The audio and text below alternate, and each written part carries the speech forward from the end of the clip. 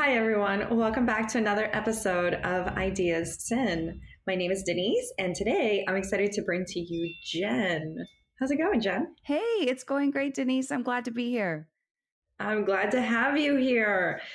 So Jen and I actually met in a intro to podcasting course over at the Austin Film School, which was really exciting. I mean, it was kind of cool because she had her podcast and Yeah, then I was on it. Now she's on mine. And it's like we've come full circle, which I absolutely love. me too. And I feel like that was kind of the whole point of the class, at least a little bit for me, was to like connect with other people that were also into the beginning world of podcasting. Yeah. And so, what had gotten you into podcasting to begin with before even getting to that class?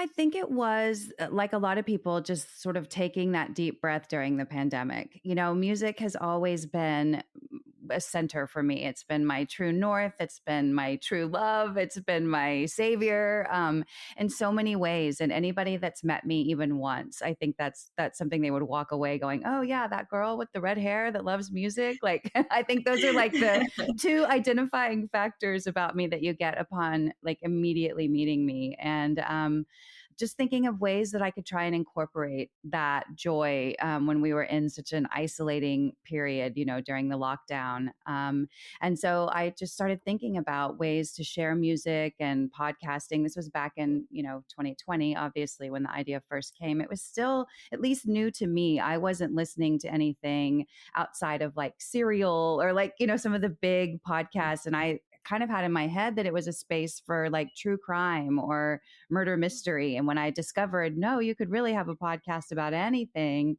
then I really started to think about like, oh, well, if I could do this and I could share, what would I share? If it is music, what is it about music that I'm sharing? What am I trying to accomplish? So it was really just a desire to like a longing for connection when we were all so isolated during the pandemic. Mhm.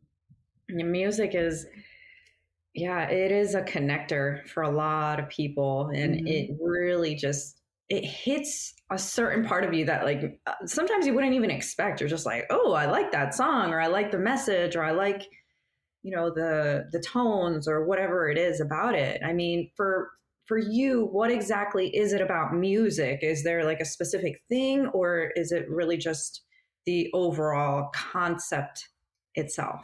It's a great question. And it's one that I think about a lot because I share this on the show. I am not a musician myself. I do not play any instruments. I do not read music. I do not sing or perform. I mean, I sing in the shower, I sing in the car. If you're ever in a car with me, bring your earplugs because it's full volume and it's not great. But I think for me, what I love about music, or one of the things, is that it can hold so much, right? It's a medium that can hold so many different emotions and memories and feelings. And it can hold that differently for all kinds of people. Like you and I can hear the same song and we can both love it, and it can mean something totally different to both of us. And that's one of the great things. That's sort of like a surprise gift of the show, is taking these songs that maybe I'd never heard before, or maybe I didn't think I love, but I hear them differently when somebody else explains to me why they love that song. And so I think for me, one of the things I really love, lyrics for sure. And then like sort of encompassed with that is just the ability of a song to hold so much for so many different people in so many different kinds of ways. And music for me, it just conjures a memory like nothing else. Like I can really put myself in a specific time and place with a song, and I found that that tends to ring true for a whole lot of people. So I love that. I can't think of anything else that can do that. I mean, food, some, Mhm. but you always have the nuance of like, oh, well, this is a little bit different than my grandma's recipe, or but a song's like stays consistent throughout time and history. And it's really us that interpret it differently or make it different. So I love that about music. And do you have a specific genre that you gravitate towards, or are you typically free flowing amongst all the different types? I mean, I think there are certain genres that I always find myself going back to, but I'm really open to everything. That's another thing that the show has been great for what are you listening to? Because people bring I get foreign language songs. I think you brought a foreign language song when you were on the Mm, show, and just artists that I'd not heard of. Well, you brought an artist. You brought a foreign artist. The song was in English, but yeah. yeah, Mark Um, Anthony.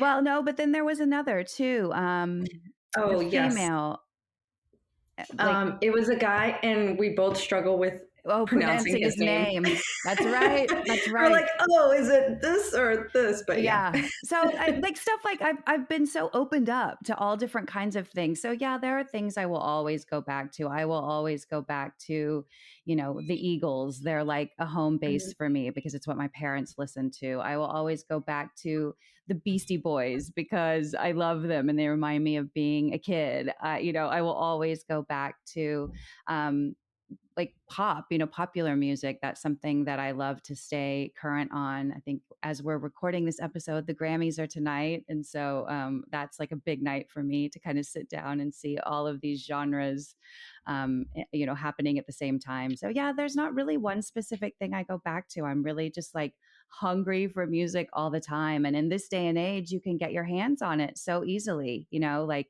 that's new for me too. When I was younger, we didn't have the ability to get music from Japan unless you had a friend that went to Japan and bought a whole bunch of Yeah. cassettes, and brought them back. You didn't have access. And I just love, like, it feels like a whole new world for me to have access to all kinds of music all the time, just with the push of a button. Mhm. And so, how was it trying to find a podcast to align with? For example, so you are aligning with a particular podcast group that focuses on music versus really just doing your own thing. What was that kind of like for you to figure out your path to combining your passions there? It was a big leap of faith and trust. And just I think, I think about it a lot. I talk about it a lot on the show. I find that like it comes back to this a lot, sort of having the ability to surrender a little bit, especially when you're in a space that's new. My tendency is to want to try and control things.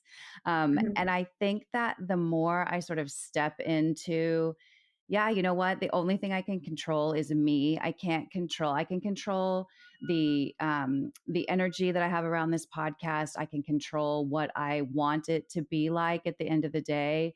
I can commit to not compromising my boundaries or values around that. And beyond that, it's sort of like, okay, now that all of this is in alignment and I feel clear on it, I can kind of just step into the universe with that, and sort of see what happens. And I think that that's kind of how everything came about with me landing on Super Awesome Mix Network. I have to call out Matt and Sammer, who host the Super Awesome Mix podcast. That's the flagship show on the network. And they were just completely open. I reached out to these guys out of the clear blue sky and said, I love what you're doing. And I would love to be a part of it. And my original pitch to them was that I joined their show as a third host because I was telling them that I felt like they Yeah. needed some female energy on their show. Yeah. And instead of like shutting me down or saying, you're crazy, lady that we don't know, they were like, tell us more, and they were completely receptive. Mhm. And so that was a good sign to me that, maybe this could be a home. And so we did this test recording with the three of us, and it came back and it was not great. It really like Oh. adding me into the mix kind of ruined their magic. And I was so sad. I was like, oh, I thought this was the thing. Like, I felt so good with these guys. I felt like they were Mhm. aligned with what I wanted to do. They love music as much as I do. They're coming from a place of positivity. They're not, that was something I was really, adamant about. I didn't want to be, and no disrespect to these outlets because I read them, I love them. I didn't want to be stereo gum. I didn't want to be pitchfork. I didn't want to be only about breaking the next coolest thing. I wanted the show to be about music is for everyone, not just the kids who are, if you know kind of crowd. And music can be that way. It can be a little bit divisive like that at times. And I did not want that at all. So I was really happy that Matt and Sam were aligned there. It felt like a great fit. And then when we heard the recording, we were all just like, oh, darn it. So Oh, really? I kind of was sad for a few days and sat with it and thought, okay, well, what's next? And 2 days later, they called me back and said, hey, I think we can all agree that the show with you on it didn't really work great, but what do you feel about having your own show? How do you feel about that? And again, it's just like, I'm like, what do you mean? This is like, I felt like I had just Yeah. won, an Academy Award. Like it just felt like the best thing ever. And I think I have to attribute a lot of that to just sort of like sitting back and trusting that what's meant for me will find me, as long as I just really believe that. I think that as long as you've got like clarity about what it is you want to do, if you could kind of sit with it and just like trust that what's meant for you will come to you, it often does. It often does, even if it looks different than what you thought it was going to look like. Hmm. Yeah, that's really cool that they offered you that, Yeah, it because was you've been able lucky. to expand. You've got quite a few people on your show now. You've got a Yeah. lot. Yeah, we had. Well, what are you listening to? Just finished. I think I just recorded the 85th episode, which is great. Oh And my gosh. I know, That's awesome. when we started the show, the network had Super Awesome Mix and What Are You Listening to? And now we have three more shows. We just launched a show called Play by Play, that's kind of sports and music. We have Mm, one called The Battle, that's like our version of a bracket competition around music. And then mhm. we have Super Awesome You, which is kind of a motivational podcast that also has like motivational playlists and songs that accompany that. So yeah, we've grown from it originally started with one show to now, fast forward, 2 years, and we have 5 shows on the network. So it's been good. That's really cool. So, to prepare for your own show, or even just preparing yourself to be on a podcast in general, as you're seeking out different opportunities, did you do anything to prepare yourself? Like, were you reading? Were you practicing your podcast voice? Like, what kind of things did you do to prepare, or were you just reaching out and being like, "Yeah, we'll just see how this goes"? No, you know what? I'm a sucker for an interview show. I've loved them since I was a kid, and pop culture. Like any magazine I could get my hands on as a child. I used to read the freaking TV Guide. Like I just was so Yeah, interested in it. And yeah. so that's always like flowing around. And then just watching a ton of interview shows. Like I love Terry Gross on Fresh Air. I listen to a lot of NPR. I love Chris Wallace. I love Barbara Walters back in the day. Like I think that I've always been fascinated with an interview show, so it's always kind of been in the background for me too. And so I think that that was a lot of the prep work that I did. Like, what kinds of questions are interesting? What is it that I want to get out of people? And the good thing is that songs are so personal a lot of the time that it kind of goes deep without me even trying a lot of the time, because people do have a personal connection with this song. So I think that that's probably the biggest prep work for my own show, is just making sure that I'm really getting into the songs that people send to me, especially if they're not songs that I'm familiar with. And then it's kind of a surprise once we go on air. I have some like facts and tidbits. I do prep work every week before we go on the show, just so I know some information about the song. But sometimes I'll use 5% of those notes, and sometimes I'll use 100% of them. It really just depends on where the conversation takes us. So I do some like practical prep work, but nothing so specific around, like I have to make sure that this is what I sound like. And I didn't listen to a whole bunch of other podcasts before starting my own, honestly, Mm, because I kind of wanted it to be what I wanted it to be. I didn't want to feel like it's got to sound like somebody else's. It's got to sound like Song Exploder, which is a show that I love. But I know I'm not Rishikesh Harway. Like, he has his own thing and he's great at it. And I wanted my own thing. But when I'm guesting on somebody else's show, I just try and read their prep materials and understand and think about, like, I love it. You did this, I do this on mine. Like whenever some suggestions for questions are given, because it just gives me a chance to think like, oh, okay, like these are some of the things we're going to talk about, and kind of formulate in my head what an answer to that question might sound like. And sometimes it comes out exactly like I was thinking about. And sometimes in the moment, I'm like, no, actually, I think this is the right answer. So yeah, I think just like that's one thing I'll say to anybody prepping to go on another person's podcast, like read their materials, listen to an episode of their show, listen to the trailer. It really does. I think it's like, for me, it's kind of basic, like common courtesy and respect, but you'd be surprised how many people roll up and have like never listened or never heard. So I do some basic common courtesy type prep like that, but I also try, especially with podcasts that are really organic and conversation driven, I try not to think too much about it. Yeah. No, I really appreciate that that was kind of your style, because I also don't listen to a lot of podcasts. And I dabble. There's like maybe Yeah. two that I really invested my time into. But aside from that, like I didn't really try to copy other people's. I'm like, I don't know what I'm doing, but let's just see how this goes and just put things together. So I'm glad to see that other people are doing that to try to cultivate their own style and their own voice. Yep. So, for you, how has your voice evolved over time since you started? I think that it's forced me to think a lot about authenticity. There's Mm. something really strange and maybe even like magical in having to listen to yourself week over week, like, and I listen to the shows before they're released just because I want to make sure I'm honoring, my guests and it sounds good and all of those things. But it is a strange thing to go back and listen to yourself and make sure that what you're saying rings true when you're hearing it as a listener and not just a person trying to project who you are onto the world. Like I think that there's so much like mask wearing and pretending and having to be a certain way. And I think that the podcast has allowed me to really find my voice and a voice that I'm comfortable speaking in all situations, not just on the show, but in life, just everywhere, the way I show up. And it's forced me to take a really hard look at authenticity and what that means to me and how to show up as myself.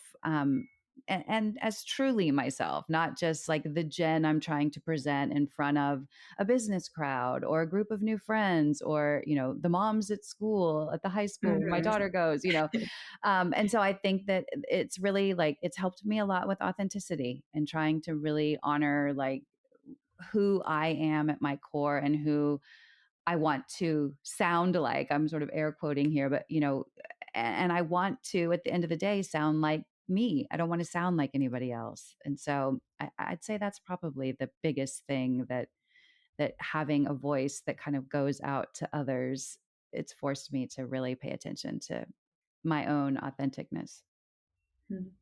Were there any episodes that you've listened to and you were like, ugh, I don't know if I actually align to that truth or the way that I'm coming off? I mean, would you go and publish the episodes anyway, or would you edit, or would you maybe correct yourself in a future episode? Or how would that work when you do hear yourself saying something that doesn't really align, or you're like, oh, wait, the way I hear the conversation, it's not very clear that this is the meaning that I really intend for people to understand?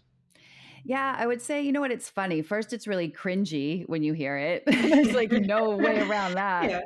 Yeah. Um, and I think that I'm kind of a believer in like there are no mistakes, like everything kind of happens for a reason. And so I think oftentimes it's worse in my head. Like I'll record an episode and before it goes to, before it's published, I'll like sweat something that I said, I'll even like text Matt and Sammer because they actually produced the episode and say like, "Ooh, how did this sound? I feel like I came off not the way I wanted to in this." And they'll be like, no, it's fine. And then you hear it and it's never as bad, or it's usually not as bad when it's out in the world as it is in your head. But there have been a couple of times, yeah, where something's gone out and I'm like, oh, that did not sound the way that I wanted it to. But, Yeah. or I'll, another thing that's like a big, like, personal foul for me is like getting the name of a song or band wrong, or like for music nerds, it's the way like people that are into sports can like spout off somebody's stats or whatever. Like people that are into music can tell you like what album that was from and what year it came out. And so when I mess up stuff like that, I'm like, oh, I can't believe I did that.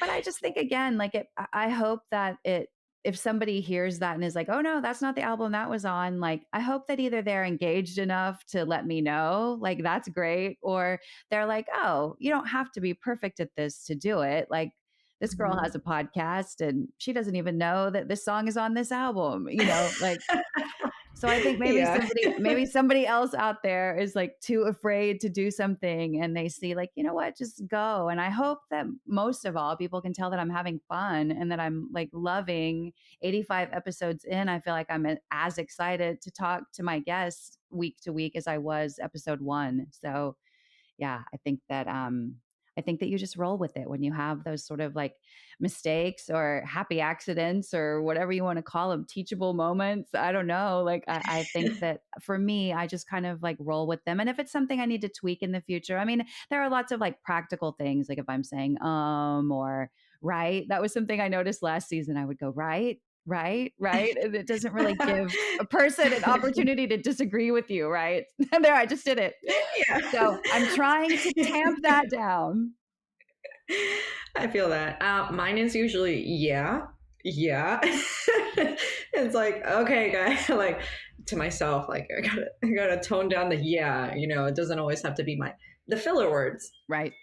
It's such a pain, so I'm trying to be more mindful of it. But it's good to hear and good to see other people that are acknowledging, like, you do make mistakes and you do say things that sometimes, are not always accurate. But again, it's just realizing we're all human. We all make mistakes. And sometimes, yeah, you may say one thing, but you mean another. And it's okay. It's not a big deal.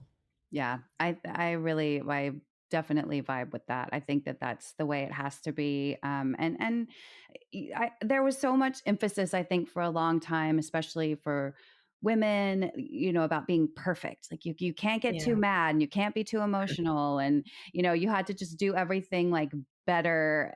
And I think that it just, again, it's just a way to sort of exhale and say, like, yeah, no, I'm just kind of showing up as me and I'm going to give it my all. And every time I show up, I'm going to show up at 100%. And sometimes that's still not going to be enough, or sometimes it's going to fall flat, or I'm going to say something wrong. But here I am. I showed up.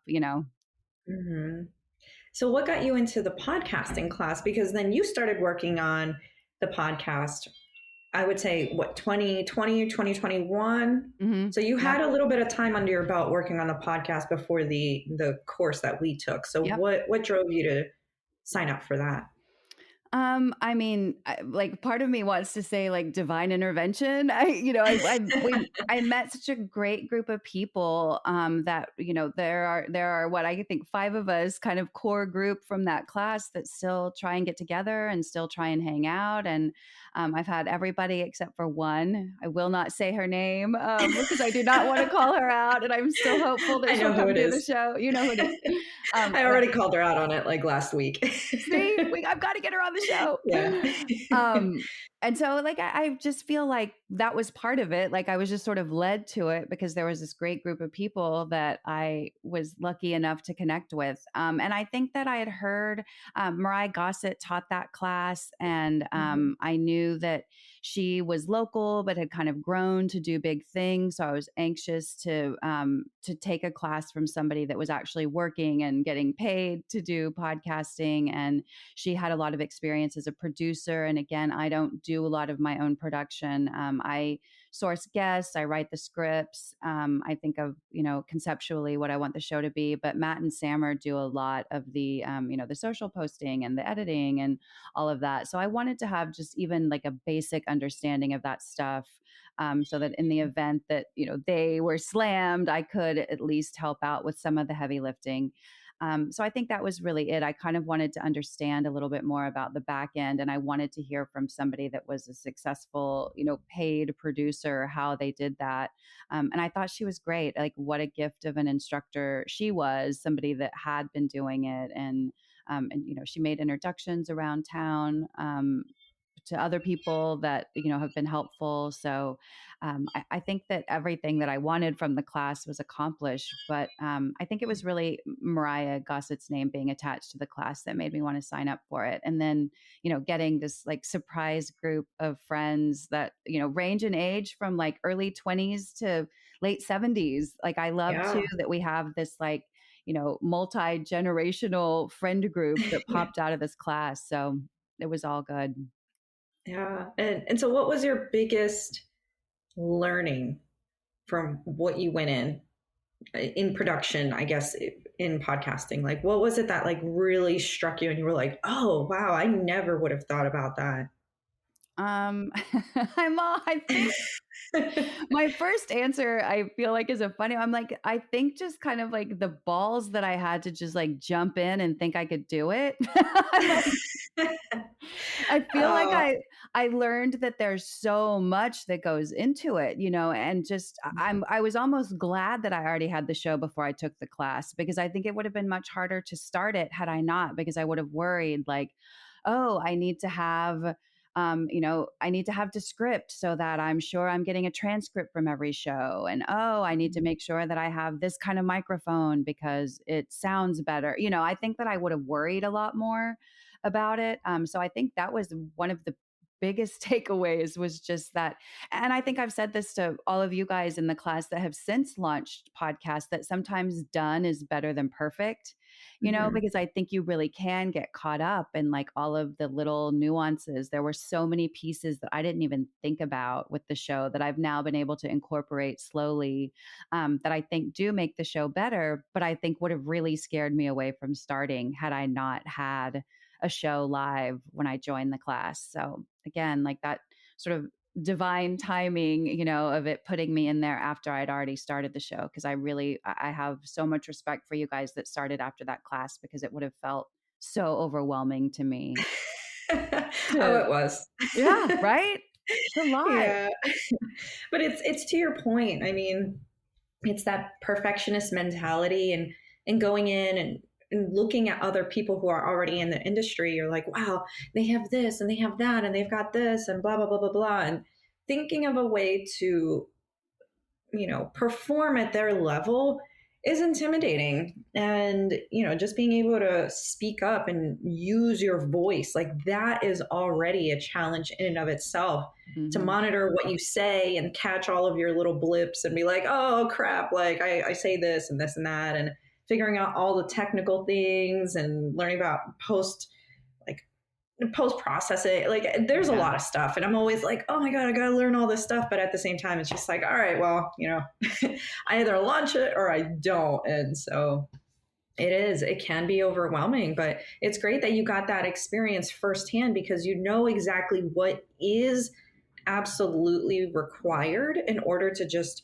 execute on the task versus everything else that's just I don't want to say it's added fluff, but it is. It's just like extra things. It's like, oh, you have to promote on social media in this type of way. It's like, you don't have to do that yet. Like, establish your foundation, establish the main content, get that thing built out, and then you can add all the pretty colors and templates and things like. At least that's how I'm trying to view it, so I don't overwhelm myself. But And I think that's the right approach, and being really clear about that too. Like part of it is like, yes, social media is a tool that does exist, that is, I will say, almost essential to help grow a podcast. Mhm. And I have zero aspirations of being an influencer, right? It's not in my wheelhouse. It's not something I want to do.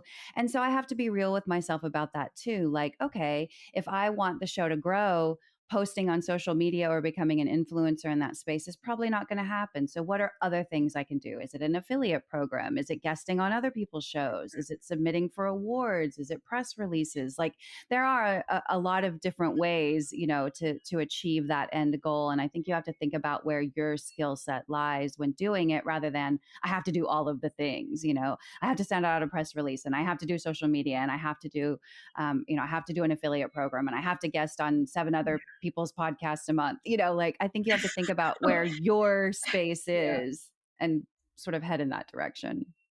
Mhm. And so, from your experience being in the industry for a little bit now, how often do you see people start up and then fall off? All the time. All the Really? time. I would think consistency is probably the hardest. Like people will get, they'll get an idea, they'll go, they'll do a few episodes and then realize like this is hard or this is time consuming or, some of the challenge, especially like interview style podcasts, it is challenging to get guests. It's hard every week to try and find people that that have the time to record, that want to come onto your show. I wouldn't say it's hard, actually. There are lots of people that are willing guests, but it's like we were talking about, I think, before we started recording, just schedules are crazy. So Mhm. trying to align that. The girl that I recorded with last week was in Paraguay, so like Oh, trying to cool. like figure out time zones and things like that. But again, it feels like, for me, it feels like the heavy lift is worth it because I love having just sort of this richness of guests from everywhere. But yeah, I do see a lot of people start and then stop because it is, and I feel like that's fine. Like there are plenty of things I've picked up and thought like, oh, let's give this hobby a try. And I'm not afraid. A friend of mine and I have a joke about, I'm not afraid to put a book down, right? Like I'm not one of those people that like once you start reading a book, you have to finish it. And I have friends that are like that. Like if they start page one, they're committed, no matter how terrible the book is. I'm like, I'm not afraid to put a book down. I've never been afraid of goodbye. Like I don't love to walk away from things, but if something's not working for me, I'm really okay to say like, oh, great, that was, now I know. I'd rather know than not. So yeah, I definitely see people starting and stopping. So and I think that that's fine. Like maybe you were only meant to make 5 episodes of your podcast. I think that that's a okay, but I do see that quite a bit. Yeah. So you weren't, so in 2020, you had the idea of being on a podcast and incorporating all of these things, but what were you doing beforehand? Did you have any other types of hobbies that you were invested in, or were you doing anything even close to podcasting or anything in media or anything like that?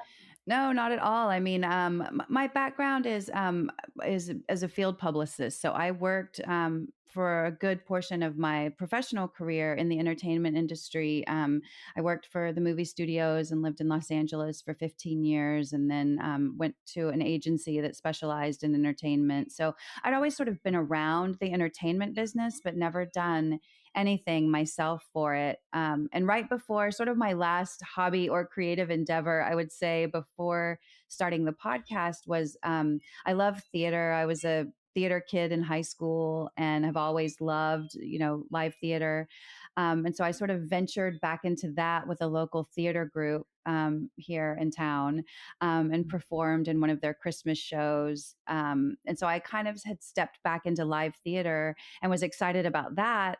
And then COVID happened and sort of shut all that down too. So, yeah, I really hadn't. I think that sort of what drew me or pulled me into wanting to do the podcast was just, again, my love of radio, and radio, like old school, like when I was growing up, like there were DJs that you like Yeah. specifically tuned in to listen to their shows. And I wanted to get back to that. That felt like a comfortable, simpler time to me. And I was like, I miss that when you had a DJ that was on the radio that you felt like they were literally like pulling records from their personal collection and saying like, oh, you have to listen to this. And so I think that those kind of sparks together of just like this creative endeavor of live theater that I kind of thought I was going to get back to is not happening anymore. So what else brings me joy? What else do I find comfort in? And there I went right back to music again, like I always do. Yeah, it's really cool to see how previous life experiences somehow connect to your future. Whether you realize it or not, you're like, oh, wow, this skill actually applies very well to this. I didn't ever think of making that connection. Well, and they say it all the time, right? Like you have to think it first in order for it to be. And like what you see every day is what you become. Like if I think back to like 15-year-old Jen, I was in high school, I was working at the mall. There was a store called Suncoast, and they were part of the Mm, Sam Goody music corporation when we still had music stores, record stores. Mhm. But they were like the video end of it. So this was when like VHS, I don't even think DVD was like just starting to come out, but you still had like VHS tapes and people went to buy movie, like videotapes from a store. Yeah. So it's like the retail blockbuster. You didn't rent, you bought them at Suncoast. And so part of the shtick in the store was that we always had movies going. So like from the time I was a kid, I'm like working in a place where movies are playing all the time. So you hear me talk a lot about soundtracks. That's not by Mhm. accident, right? I love a good soundtrack. And my walls in my bedroom were covered in movie posters. I had a Young Guns, Bill and Ted's Excellent Adventure. I mean, I wish I could remember every movie poster I had in my room, but they were wallpaper. Like I didn't have wallpaper up; I had movie posters. And then I found myself in Los Angeles in the middle of the entertainment industry, working premieres or working award shows or whatever. And it really does. I think about that a lot now. Like all of these things that I had around me, I don't think they were an accident. I think that they led me to where I needed to be and to where my happy place was. It's always been around me that way. And I think that's how the podcast kind of came into being too, was just that love of radio and DJs and music, and that sort of like podcasting popped up and gave me the opportunity to revisit that nostalgia that I love so much. Hmm. So you are not originally from LA, right?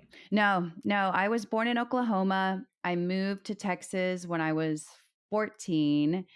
So I went to high school and college in Texas. And then I moved to Los Angeles in 1995. And I lived there for 15 years. So 95 to 2010, I was in LA. And then we moved to Austin, which is where I am now, in 2010. So now almost 14 years in Austin. Wow. Yeah. And working in LA versus working in Austin, like they're two very creative hubs. Obviously, LA has, established itself as movies and shows, and all the superstars live there. And Austin is like this very cool, unique hub of music. It's like the music capital of the US. I think still, I don't know, Nashville, I don't know what's happening over there, but what is it like working in those two different worlds? It's funny. It's funny to watch, the perspective of time. I talk about it a lot. Austin is so much more like LA now than it was, even 14 years ago when we moved here. Um, but for me, it's always been kind of being in the center of what it is that I love. I knew that I loved movies and film and that space, and to really like be in the center of that, you have to go to LA, so that was it. And so then sort of being able to embrace this music passion again, and explore that and what that looks like. It's great to be in, yeah, the live music capital of the world here in Austin, where you have so many musicians and you have so many people that are doing creative, unique things. And then you also have the benefit of having these great festivals like, the South by Southwest or ACL Music Fest, where you also get this influx of really like new talent, new ideas, new technologies. So I think that that's been one of the best things about being in Austin, is that in addition to having all the great music here and the reputation of that, we have a university here. It's the state Mhm. capital. It's you have this really like unique pocket in Austin, that feels different, that feels a lot more creative to me than other areas of Texas. Like, no disrespect, Houston or Dallas or San Antonio, but Austin is really, I think, kind of the only place in Texas that I would feel at home. Do you think the creativity here in Austin is changing just because it is now really bringing in a lot of folks from bigger tech companies? Like you noted, it's now feeling more like LA. It feels like it's now starting to lose a lot of like Austin's authenticity and that weirdness and that creative aspect of music creation and all of that. Do you see that yourself in the kind of music that's being created?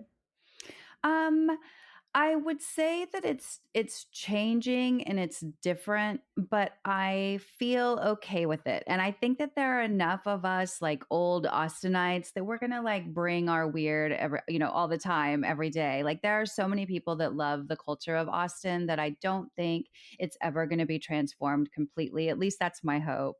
And I try and just welcome the new stuff. And if stuff comes in and I'm air quoting again, but if stuff comes in and it feels too LA, then I am also too not afraid to call that out and be like, oh, that feels super LA. That's not how we do it here in Austin. We're a lot more welcoming here. Or no, we don't judge other people that way here. Like that's not how it goes in Austin. And people are super receptive, I've found. Like the second you say, like, oh, no, no, no, that's not our vibe here. Everybody's welcome. People are like, oh, great. It's funny how disarming that is because I think people like feel like they have to judge because that's almost a way to relate, about something. And I think the second that you give people permission that, you know what, it's okay to just like what you like or just be encouraging, even if you don't love this particular band or this particular performance or this kind of music, like love that they were brave enough to get up there and do it. Like it takes some gumption, to get up and put yourself out there in that way. And I found that when you're able to do that, people are way more like people that you thought were the judgiest of all people immediately are like, oh, good. It's almost like you've relieved them of a burden, like you Mhm. don't have to think about it that way. Like, no, that's not how we do it here. We're like super welcoming and just stoked for people to follow their passion here. Now, that doesn't mean we can't offer some critique or feedback or whatever. I'm not suggesting that at all. We want our art to stay high quality here. And I think that art has a lot of room for interpretation. And just because something's not for you doesn't mean it doesn't need to breathe and be out in the world. Mhm. Yeah, I think that that's really cool about Austin is that it is very open and progressive in that way. So do you think that is what makes Austin weird is the fact that it is actually very open and receptive compared to a lot of other cities in the US? I think that is one of the pieces of magic about Austin that I love. I think it is I say this a lot. I think it's a joiner city, right? Like anything that you want to do, any passion that you want to pursue, you can find another group of people to do that with you. Whether it's, our friend Pat who's into curling, right? Like who Yeah. knew, right? That you could do that here. I didn't know Whether they had it's that here. I know. And when I was at, I we had a little company get together the other day at a bar in Austin called the Full Circle Lounge, and they have a skee ball league. So if Hmm. like skee ball is your jam, you can join a skee ball league, and like there's a lot of people. It's not like three, weirdos show up. For, like I mean, like this was a full Yeah. bar full of people loving skee ball. Like I just think Hmm. there's something forever. You are involved in so many like cool activities that I think there are lots of other cities where people would be like, I'm never going to do that. That's so weird, or that's too Hmm. this, or that's too that. And Austin really, I think, embraces that part. So that's part of what I think is like that keeps Austin weird is we're weird because whatever niche you're into, we say like, yep. And there are 40 other people that want to do that with you.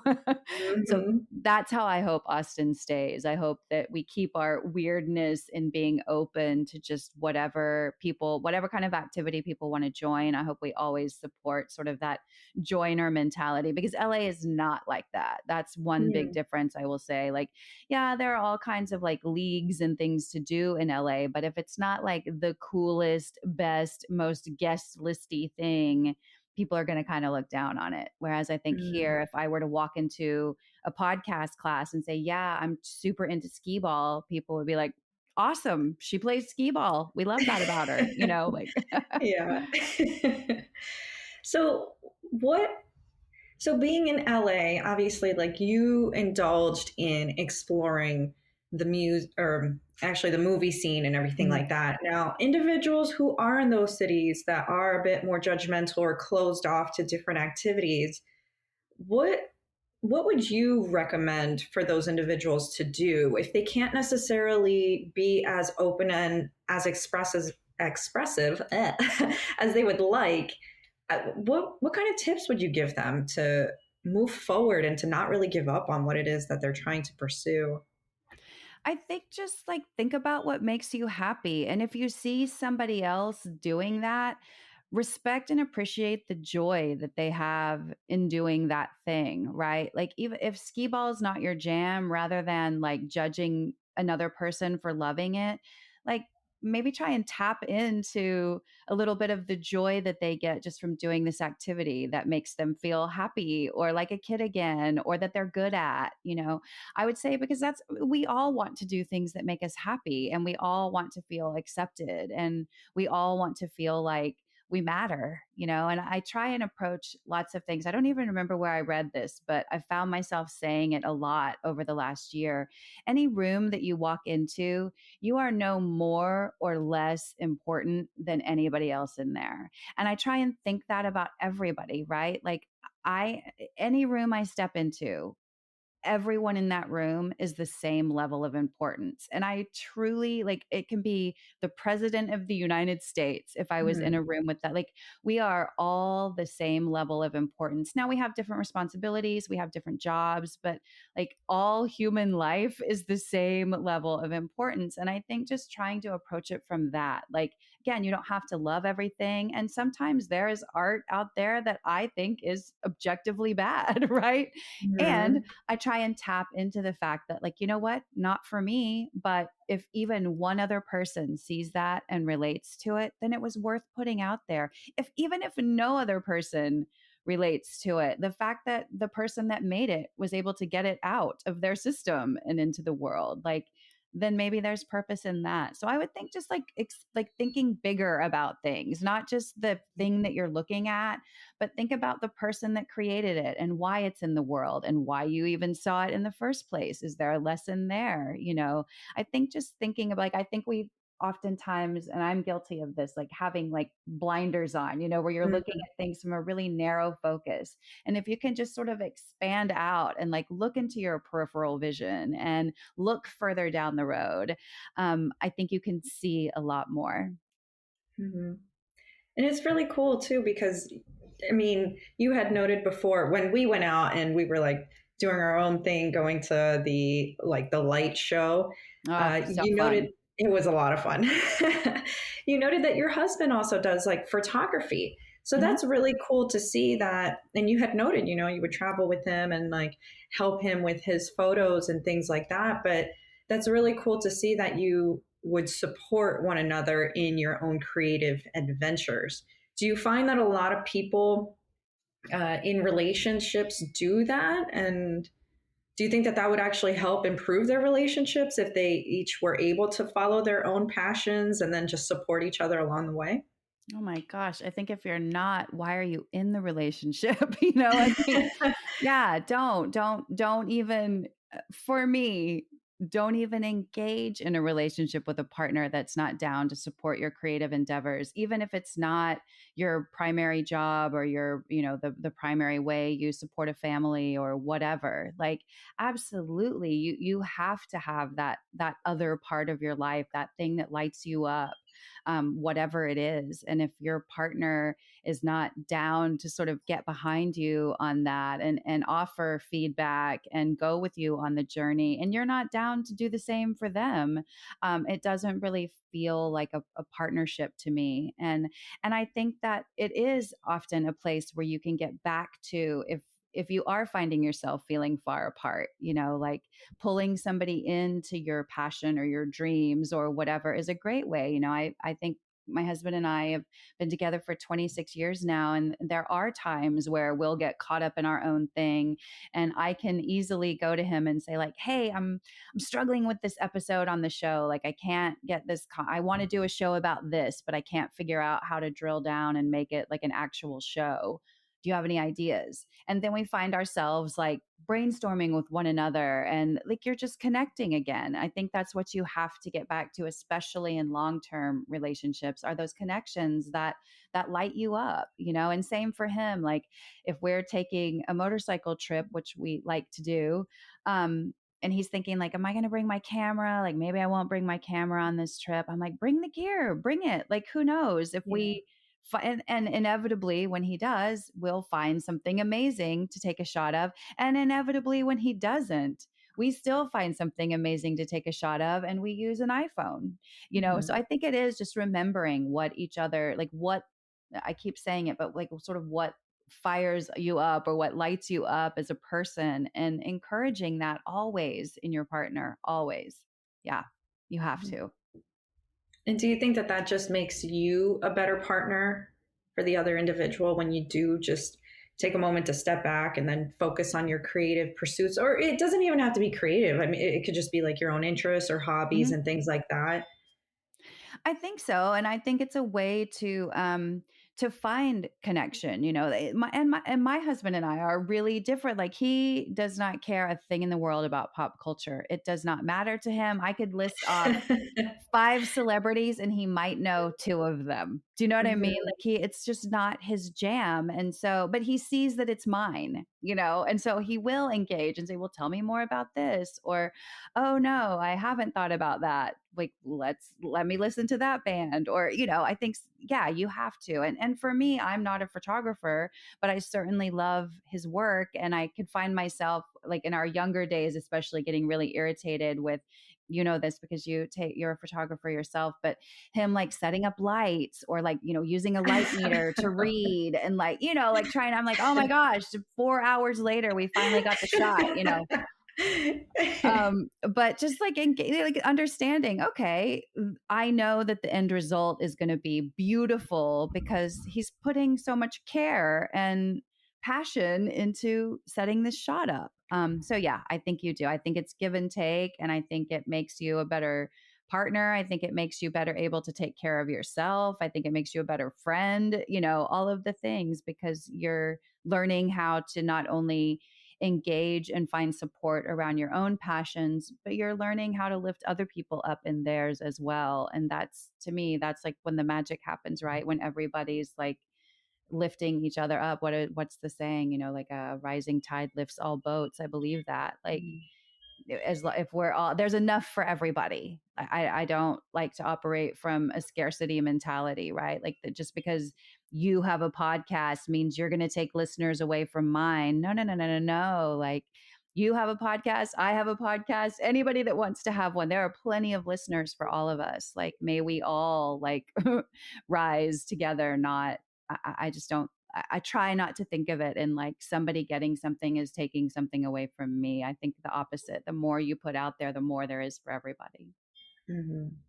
And I mean, do you have any insight into how we can potentially change that kind of mentality in our society? Because there is a lot of that where it's like, no, it's just me, and I gotta do blah, blah, blah, blah, blah. Mm. It's a great question. And it's one I think about a lot, especially this year being an election year, and just all the divisiveness around, your team and my team. Like, I just think it's living it, I think it's just like living by example and trying to put energy into like minded people. And the more conversations like this one can happen, the more people can engage around the things that are hard to talk about and be okay with not saying everything right. I think that's something that we've sort of painted ourselves into a corner a little bit, where no, it's not okay to say hateful things. No, it's not okay to be ignorant. Like, I'm not suggesting that. What I am suggesting is that it's okay to say something and have it offend somebody, or have it be the not exact perfect words, and then have the opportunity to learn and grow and change from that. And I just hope that we're able to give each other enough grace to have those conversations, because I don't think anything is going to change until people that sort of think like we do start talking about it and really living by example that way. And then us giving one another grace to say, like, "Ooh, that thing that you said really hurt my feelings," or, "You said this thing and it came across like this to me. Is that what you meant?" Like, I find myself doing that a lot. Like, "Oh, when you said that, it made me feel like you were trying to get me to admit wrongdoing. Is that what you were trying to do? Is that what you meant?" And when you can have those kinds of conversations, you realize, or for me, I realize, like, 9 times out of 10, every problem I've ever had has been miscommunication.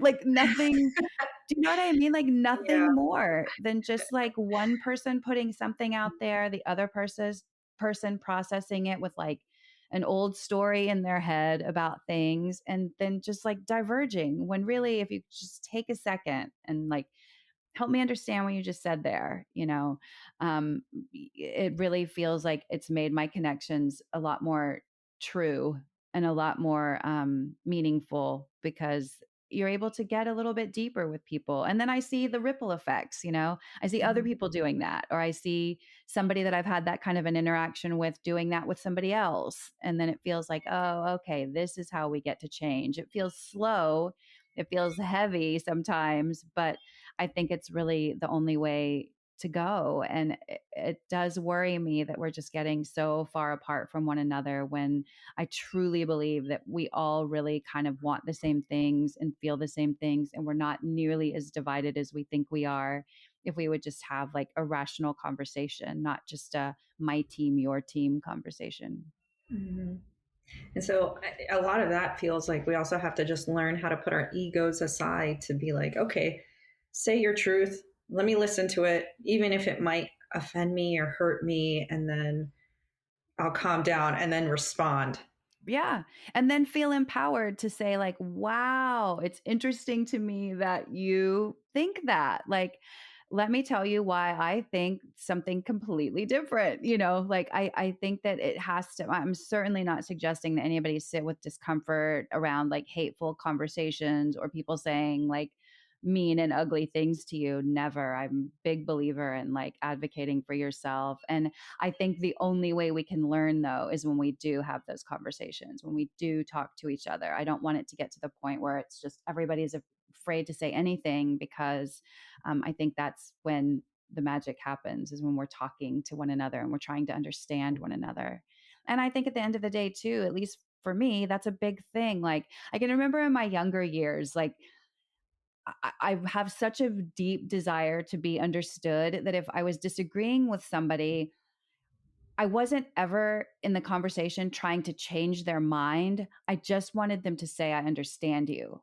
But it Mhm. got misread all the time as like, oh, Jenn is confrontational, or oh, Jenn is always trying to get me to think a certain way. Like that was never my goal, but I just didn't have the tools in my, early 20s and probably into my 30s. Um, to to let people know, like, I'm not trying to change your mind. I just want to be understood. And I say that a lot, like again, to just sort of disarm myself and other people, because I know that my energy can sometimes feel like a lot, and people are like, whoa, dial it back, like you're Yeah. coming at me hard.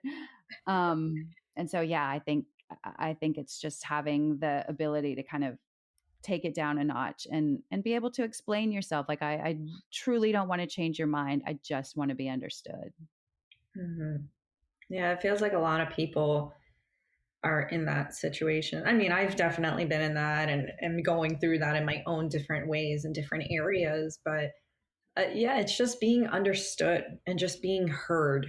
I feel like Yeah. it's very hard to be heard, especially with given like social media and everything that's going on. That's one of the things I don't like about social media is that everybody tries to post the perfect thing all the time, and I see a lot of duplicates. Everybody's always trying to like one up each other, and it gets tiring to see that. And sometimes sharing your authentic voice and feeling like, yeah, even if I share it, am I actually going to be heard? Are people going to take the time to truly listen to me? It's one thing to listen and it goes in one ear and out the other, but to really absorb it and Mhm. actually take it in and be like, oh, yeah, let me actually put some thought into what it is that you're saying. Let me actually like analyze it and take it in versus like, oh, they said that, well, whatever, okay, on to the next thing, or I wasn't actually actively listening. Yep. So It's And interesting. oftentimes, I feel like the more something bunches you up, the more you should probably listen to it, right? To figure out why. Like, why did this bunch me up? Did it make me mad because what they said was offensive to me? And what's that about? Did it make me mad because it's something I don't like that I do myself? Like I think like that's something to pay attention to too. Like when you hear something that does like, immediately like get your like hackles up, like that's a good opportunity to sort of like sit with that and think like, what's going on there? Again, just constantly being an observer, I think to that sort of thing is helpful. Mhm. So, do you see podcasting really taking off in the future because a lot of it is now engaging in listening, active listening, and for people to hopefully share their authentic voices and expand out on their creative avenues, just because you've seen it in movies and in music, and now podcasting seems to be like this whole new thing that's been popping up. Like where do you see the podcasting world kind of going? I hope that it is. Like my dream, and I don't know like how accurate this would be or not. My dream would be that it would sort of overcome social media. I don't love social media. I didn't grow up with it, so it's not my favorite thing in the world. And I have a 16-year-old daughter who's not on social media actually by choice, not because we have any like regulations around it, but she's just like, yeah, no, looks like a hassle. Don't want to do it. And so I hope that we're trending more towards that, where like it's a little bit easier, I think, maybe to be authentic on a podcast because you're speaking it, right? You're using your own voice. There's something that's lost when you're, typing, or even if you're doing a reels, right? Because you're holding your phone and you're worried about the lighting. And like, I think when it's just like you and a microphone, it's a smaller barrier between the line of like you and the media that you're engaging with, right? Whereas in social media you've got the lights and the reels and the phone and the timer and the like all of the things. So yeah, my hope would be that this really that podcasting stays a really authentic medium and it sort of overtakes social media. And I think it'll be interesting to see what happens. These models of entertainment and the way we used to get it have changed so much just in my lifetime, like with the invention of even things like cable, right? Like I was around before cable was a thing, so like the fact that like kids or people really probably like 40 or under don't remember a time when when television wasn't on 24/7. Like it used to go off at midnight. TV was done. You like it switched to static, they played the national anthem and you were done. Like no more Yeah. TV. And so I've seen so much change in the way we consume media and it being this sort of like on demand platform. And I love that. As a consumer, I love it.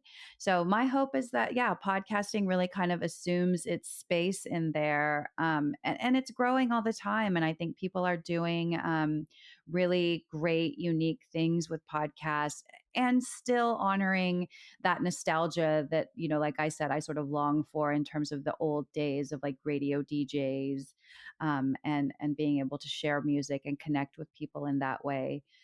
So yeah, I hope that podcasting continues to grow, and I hope that it stays really authentic, and that it continues to give people a pretty easy lift opportunity to express themselves. It's not like making a movie where you have to have a bunch of equipment. And I mean, although people are shooting movies on iPhones now, which also is great, but I think podcasting is a pretty low lift thing to get into.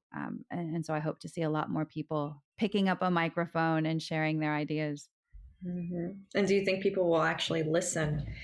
And I guess that ties into the social media thing because they're so used to just scroll, scroll, scroll, scroll, scroll. Yeah. And the attention span nowadays, it just feels very short. So do you think people are eventually going to go back to active listening for such long periods of time? I do. I do. I have to believe that they will. I really do because I find myself at the end of the day, like I'm guilty of like scrolling too. And I just get to the point where I'm like, ah. if I want to just put my phone, and I'm the worst about like anybody that's ever texted me and got a response 4 days later knows, like, I just want to put it away. Like, I'm done. I'm tired of looking, even though like I can enjoy the endorphin rush or whatever while I'm scrolling Instagram. It gets to the point where I'm like, I just don't anymore. Like, if I see one more TikTok video, I'm going to just like jump off the roof. I can't. And so I think podcasting is a much more soothing medium, especially when you find the shows that resonate with you. And so I think people are going to go back. I think they're going to find that podcasting is a much more comfortable space than social media is.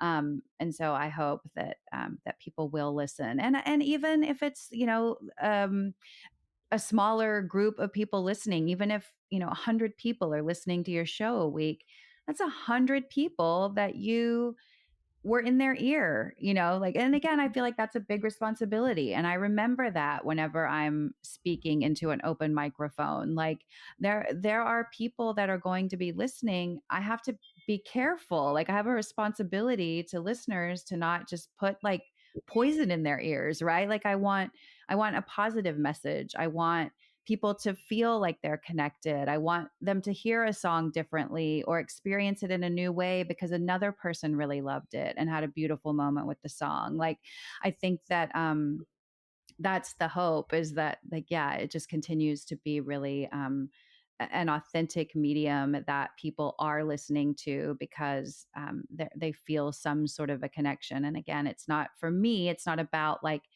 I have to have the number one podcast on Apple Podcasts week over week. Like, it's really just about like, I want it to find the ears that it's supposed to find. Yeah. I hope that that's what we're going for. We need that connection. And there is something soothing about listening to a person's voice, and just being open to information and getting different perspectives on things. And so, Jenn, as we start to wrap things up, is there anything that you would love to share with any of our listeners to either help them pursue their curiosity or help to find their passion, or anybody interested in podcasting or even following you on Super Awesome Mix as well? Anything else that you would like to share? I mean, I think just like if you have an idea, do it. Like, reach out to people that you know are doing it or that you think can be helpful. I think that there's so much value again in, like, you learn as you're teaching, right? So anytime I've helped anybody with a podcast, I learn something. Like, I think just really, if you've got an idea, if it's something that you want to do, there's a reason that idea keeps coming to you. Like, follow it. Don't be afraid of it. Don't think, oh, I could never do this. I don't have this. I don't have that. Try it. Nobody that jumped into anything ever had it entirely figured out when they started. Legit, nobody. And I think when you remember that, when you think like, oh yeah, again, done is better than perfect a lot of the time. So if there's something that keeps nagging at you to try it, whether it's again painting or crocheting or podcasting or running a marathon or whatever it is, if it pings in your head more than once, listen to it. Like, it's to me, that's the universe like trying to tell you something. And pay attention, pursue, get curious about it, ask people that know how to do that thing. And if you don't know anybody personally, like, Google it. There are, like I said, especially if you're here in Austin, there are so many people that do all kinds of unique things. And anytime I reached out for help or said to somebody like, hey, I'm thinking about doing this, could you help me? Or I'd like to do this with the podcast, can you help me? Never, and knock wood, but never has anybody been like, no, I don't want to help you. I mean, people are really willing to help, Yeah. but people like Mhm. to help. And so don't be afraid to try something because you think you don't have everything that you need. You having the idea and putting some clarity around it is everything that you need. That's all that I would say. Yeah. And if somebody says no, ask somebody else. Right. Yeah. If somebody says no, then like be grateful that they were like maintaining their boundaries, and maybe it makes it easier for you to say no next time, you know? Like, I think that yes, there's something to learn in all of it. And I think the more you're just like open to putting yourself out there and helping others when they ask, for guidance or help when they're putting themselves out there. Let's just like keep encouraging each other to do that, because that's when we're going to grow and be better and things are going to change. Mhm. Well, thank you, Jenn, so much for all of your insight and your time. I know I'm always learning something from you every time we hang out, which is Aw, really great. So I really same, appreciate that. Oh, thank you. same. Yeah, we have like, it's really cool that we cross paths because there's just so much like unique information that we both have. And like even today, we were both like, yeah, let's dive in and do, natal charts and astrology sometime soon. And it's just Yes. like, that's so cool to see that, every time that we hang out, we learn something new from one another and we find common interests and we just continue to expand on the friendship, which I really appreciate. And I'm excited to see where your journey continues with podcasting and expansion into media and seeing what else develops. So thank you so much for your time. And for our listeners, I'm going to have her information in the bio. So feel free to check it out and listen to her podcast. It was really awesome. And I love it. And especially if you're a music lover, you're going to learn so much and you're going to be exposed to so many different types of music and different ways of listening and observing different aspects of music that you never really would have considered. So I definitely suggest that you tune in and listen to Jenn. She is awesome. So thank you all so much for your time. And Jenn, thank you so much for your time again. I really Oh, appreciate you. thank you for having me. I'm so glad to be on the show. You did me a solid when you appeared on mine, so I'm happy that I get the chance to be on your show. Thank you. Oh, thank you. All right. And to our listeners, until the next episode, have a good one.